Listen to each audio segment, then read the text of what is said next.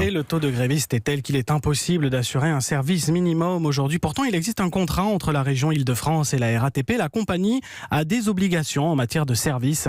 C'est ainsi qu'hier sur Europe 1, la présidente de la région, Valérie Pécresse, a menacé de ne pas payer la RATP aujourd'hui. Explication, Olivier Samin. Le contrat, qui a été conclu en 2015, fixe une obligation de résultat à la RATP. Obligation d'assurer au minimum 50% du trafic habituel pendant les heures de pointe sur l'ensemble du réseau.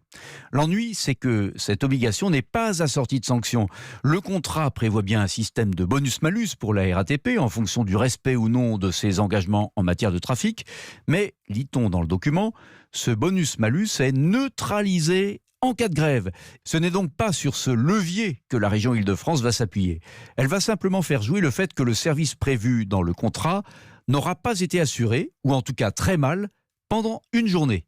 Et qu'elle est en droit, en conséquence, de priver la RATP de la part de la subvention annuelle qui correspond à cette journée.